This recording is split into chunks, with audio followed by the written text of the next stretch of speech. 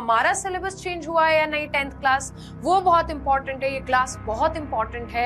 9th से 10th का transition बहुत इंपॉर्टेंट है। सारे सवाल का जवाब यहाँ पे है।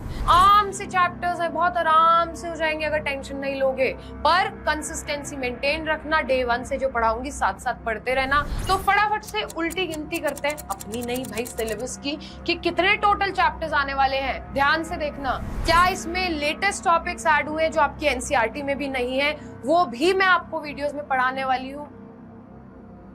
Hello everybody, I am Kirti Berwal, your social science educator. और आप लोग सोच रहे होंगे कि मैम 9th का सिलेबस तो चेंज है, क्या 10th के सिलेबस में भी कोई चेंज है?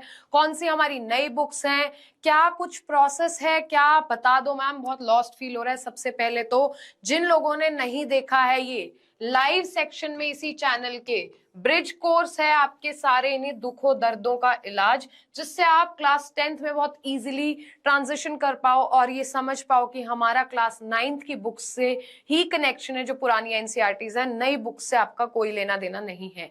अब हम देखेंगे कि हमारा सिलेबस चेंज हुआ है या नहीं 10th क्लास, वो बहुत इंपॉर्टेंट है। ये क्लास बहुत इंपॉर्टेंट है। 9th से 10th का ट्रांजिशन बहुत इंपॉर्टेंट है। सारे सवाल का जवाब यहाँ पे है। तो ये है आपका सीबीएसई का जो ऑफिशियल सिलेबस है, और इसमें क्या चेंजेस है, किस तरीके से आपको पढ़ना है, किस तरीके के क्वेश्चंस आने वाले हैं, सारी सवाल का जवाब यहाँ पे होगा। हिस्ट्री सबसे पहले समझ लेते हैं कि हमारा सिलेबस क्या है। तो आप लोगों की 9th में जो एनसीईआरटी थी उसी का कंटिन्यूएशन है 10th का ये सिलेबस। पहली बात तो ये समझ लो। अब सारे चैप्टर्स जो सिलेबस में मेंशन है मैम, वो करने हैं या नहीं? नहीं करने हैं, शांति रखो। कुछ चैप्टर्स ही करना है, कुछ छोड़ सकते हो। मैं नहीं ये बोल रही हूँ, सीबीएसई ये बोल रही है। तो rise of nationalism in Europe, जो आपका फ्रेंच रेवोल्यूशन आपने पढ़ा था, उससे मिलता जुलता वर्ल्ड हिस्ट्री का चैप्टर है फर्स्ट। फिर सेकंड है नेशनलिज्म इन इंडिया, इसमें तो हमारा देश आजाद होगा, वो सेकंड चैप्टर है। थर्ड आपका है making of a global world. ध्यान से सुनना, फायदे की बात है। पूरा चैप्टर बिल्कुल नहीं करना है। इनफैक्ट फर्स्ट जो टॉपिक है उसमें से भी सिर्फ 3 सब टॉपिक 1 से लेके 1.3 तक यही सिर्फ एग्जाम में आएंगे। तो एक चैप्टर यहाँ कम हो गया, फायदा हो गया। नेक्स्ट है एज ऑफ इंडस्ट्रियलाइजेशन, ये सिर्फ और सिर्फ इंटरनल्स के लिए आपके इंपॉर्टेंट होगा, जो आपके स्कूल के एग्जाम्स होंगे। बोर्ड में इसका कोई लेना देना नहीं है। Print culture and the modern world full fledged chapter रहेगा, इंपॉर्टेंट चैप्टर है, इसको ध्यान से करते चलेंगे हम, ठीक है। फिर आ जाते हैं ज्योग्राफी पे। मैम बुक क्या है एनसीईआरटी? आपकी बुक्स चेंज हुई हैं? No, name is India and the contemporary world 2, क्योंकि सेकंड पार्ट है, फर्स्ट आप कर चुके हो। हिस्ट्री की ये बुक है। फिर आ जाते हैं बच्चों ज्योग्राफी पे कि कौन सी किताब है contemporary India, second part. Again ध्यान से देखना, पुरानी किताबें मत खरीद के ले आना। रिसोर्सेज एंड डेवलपमेंट पहला चैप्टर है, ये फुल चैप्टर आएगा। फिर forest and wild life resources आएगा हमारे पास। फिर वाटर रिसोर्सेज चैप्टर आएगा एंड एग्रीकल्चर आएगा। ये तो वही बातें हैं, रिसोर्सेज के बारे में पढ़ा, कैसे यूटिलाइज करना है, कितने जंगल हैं, पेड़ पौधे हैं, उनके बारे में। फिर वाटर रिसोर्सेज के बारे में हम पढ़ लेंगे, और खेती कैसे करनी है, कैसे कैसे डिफरेंट क्रॉपिंग सीजन्स होंगे। सारा रिलेटेबल होगा पहले वाली क्लासेस से, बट बहुत ज्यादा मजेदार होगा क्योंकि प्रैक्टिकल एप्लीकेबिलिटी है। एक स्पेशल हिदायत जो सीबीएसई ने दी हुई है, कान खोल के सुन लेना। वो क्या बोली है सीबीएसई ने कि कोई भी बच्चा अब रट्टे नहीं मार सकता। आपके नए टाइप के क्वेश्चंस आएंगे इस सिलेबस को ध्यान में रखते हुए ही बोल रही हूँ। कॉम्पिटेंसी बेस्ड क्वेश्चंस, बहुत ज्यादा पैनिक किया था पिछले साल बच्चों ने, उसी एक्सपीरियंस से बोल रही हूँ। इन क्वेश्चंस का खास ख्याल रखना, क्योंकि अब रट्टेबाजी वाला सिस्टम सीबीएसई ने खत्म कर दिया है। तो इसमें केस स्टडीज पूछी जाएंगी, इन सारे कॉन्सेप्ट्स की प्रैक्टिकल एप्लीकेशन आपसे क्वेश्चंस में डायरेक्ट पूछी जाएगी, और इसी से 100 में से 100 नंबर आएंगे। यही है ताले की चाबी। नेक्स्ट हमारे पास है मिनरल्स एंड एनर्जी रिसोर्सेज, बहुत इंपॉर्टेंट चैप्टर है। फिर मैन्युफैक्चरिंग इंडस्ट्रीज, मिनरल्स और मैन्युफैक्चरिंग वाले लंबे चैप्टर्स हैं, बच्चे अक्सर कंफ्यूज होते हैं, पहले ही बता देती हूँ। फिर लाइफलाइंस ऑफ नेशनल इकोनॉमी, इसमें से सिर्फ मैप वर्क आएगा। लोग तो सिलेबस ही उठा के नहीं देखते हैं। तो सबसे पहला स्टेप है, जो सीबीएसई का ऑफिशियल सिलेबस है वो आपके लिए आसान भाषा में एक्सप्लेन कर दिया है। तो लाइफलाइंस ऑफ नेशनल इकोनॉमी सिर्फ मैप वर्क के लिए है, ये भी बोर्ड्स में नहीं आएगा। तो डू यू गेट इट और नॉट? फटाफट से मेरे को थम्स अप चाहिए क्यूटीज चैंपियंस मेरे, ऐसे थम्स अप दो, रेड हार्ट्स दो, आग लगा दो कमेंट बॉक्स में, ताकि हम आपके एग्जाम्स में आग लगा सकते हैं, फोड़ दें बिल्कुल एग्जाम को। पॉलिटिकल साइंस, जिसको हम सिविक्स भी बोलते हैं, इसकी बुक है डेमोक्रेटिक पॉलिटिक्स 2। चैप्टर होगा फर्स्ट पावर शेयरिंग का, किनके बीच में पावर शेयर होती है, कंट्री चलती कैसे है, फेडरलिज्म, सेंटर और स्टेट में क्या क्या पावर्स शेयर हो सकते हैं, किसकी क्या लड़ाई है, उसके बारे में। फिर जेंडर, रिलीजन एंड कास्ट, जो हमारी सोसाइटी में चल रहा है, जेंडर के साथ क्या प्रॉब्लम्स हैं, क्या रोल है जेंडर का। फिर रिलीजन के बारे में और फिर क्लास के बारे में हम पढ़ने वाले हैं। फिर है पॉलिटिकल पार्टीज कितनी है, नेशनल लेवल पे, स्टेट लेवल पे कितनी है।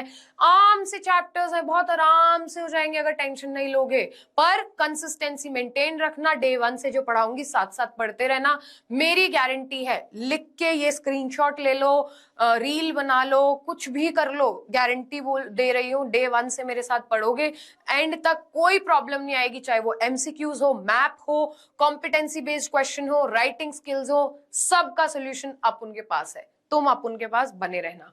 फिर आउटकम्स ऑफ डेमोक्रेसी की, भाई ये सारा पढ़ तो लिया हमने, 9th में भी पढ़ लिया, ये डेमोक्रेसी सच में कुछ कर रही है, तो यहाँ पे डेमोक्रेसी का रिपोर्ट कार्ड है ये चैप्टर। बहुत ही आसान से चैप्टर्स हैं, मतलब लिटरली अगर किसी को ज्यादा क्यूरियोसिटी हो ना, 4 मैराथन है लाइव सेक्शन में, जाके देख लो, पूरा सिलेबस पता चल जाएगा क्या पढ़ना है, कैसे पढ़ना है। आपका समर वेकेशन से पहले काम खत्म हो जाएगा, मैं बता रही हूँ, पर ये वाली ट्रिक सबको नहीं बतानी अपने को।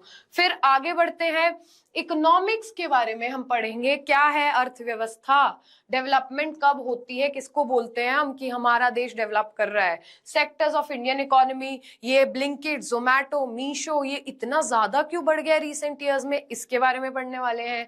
मनी एंड क्रेडिट, ये उधार देना लेना, इसका क्या रोल है, क्या फायदा मिल सकता है जो आप नए नए स्टार्टअप्स खोलोगे उसमें। फिर globalisation and the Indian economy, कैसे हम पूरी दुनिया से कनेक्टेड हैं, उसके बारे में हम यहाँ पढ़ने वाले हैं। लास्ट चैप्टर फिर से रिपीट कर रही हूँ, ध्यान रखना, कंज्यूमर राइट्स वाला चैप्टर सिर्फ प्रोजेक्ट वर्क के लिए है, बोर्ड्स में सीबीएसई आपसे नहीं पूछेगी। तो फटाफट से उल्टी गिनती करते हैं अपनी नहीं भाई सिलेबस की, कि कितने टोटल चैप्टर्स आने वाले हैं। ध्यान से देखना, 1 2 3, 3 पूरे चैप्टर्स हैं, तो 3 प्लस समथिंग, तो समथिंग को अभी के लिए रहने देते हैं। 3 चैप्टर्स मेजरली हिस्ट्री में है, फिर हमारे पास 6 चैप्टर्स बच्चों ज्योग्राफी में है, तो पॉलिटिकल साइंस में 5 चैप्टर्स हैं। आगे देखते हैं, 3 + 6 9 और 5 14।